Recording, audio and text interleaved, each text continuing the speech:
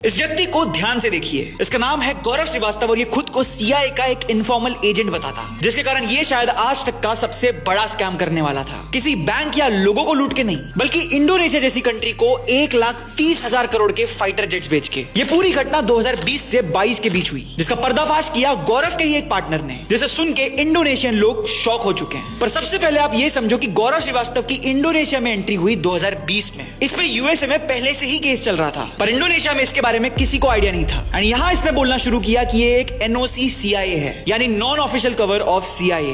And आज के Indonesian president Prabowo Subianto उस समय डिफेंस मिनिस्टर थे, पर इन्हें यूएसए ने 20 साल से यूएस में घुसने से ब्लैकलिस्ट कर दिया था, क्योंकि जब प्रबोवो इंडोनेशिया मिलिट्री के कमांडर थे तब उनपे ह्यूमन राइट्स के वायलेशंस लगे। अब इसी चीज को ध्यान में रख के गौरव ने प्रबोवो से कहा कि वो अपने सीआईए नेटवर्क्स को यूज करके उनपे से ये सारे वायलेशंस हटा सकता है। प्लस आप ये भी जान लो कि 2002 में इंडोनेशिया के बाली में एक अटैक हुआ। इसको भी ध्यान में रख के गौरव ने प्रबोवो से कहा कि वो अपने सीआईए नेटवर्क्स को यूज करके ये पता लगा देगा कि ये अटैक्स फाइनेंस किसने किए। एंड दो इतने बड़े क्लेम्स के बाद गौरव प्रबोवो का भरोसा जीत गया। और फिर इसी दौरान अक्टूबर 2020 में गौरव के सजेशंस पर प्रबोवो पहुंचे Washington DC to discuss Indonesian military modernisation. And यहाँ गौरव श्रीवास्तव भी मौजूद था। इस मीटिंग के बाद 7 दिसंबर 2020 को कुछ यूएसए के ऑफिशियल्स प्रबोवो से मिलने इंडोनेशिया आए। एंड यहाँ इंडोनेशिया ने इंटरेस्ट दिखाया कुछ यूएस फाइटर जेट्स खरीदने का। एंड इसी इंटरेस्ट को देखते हुए गौरव ने दिसंबर 2020 की इन डेट्स पे ये 5 शेल कंपनीज बनाई। एंड फिर इनसे इंडोनेशियन डिफेंस मिनिस्ट्री को 3 लेटर भेजे, जहां उसने यूएसए के 30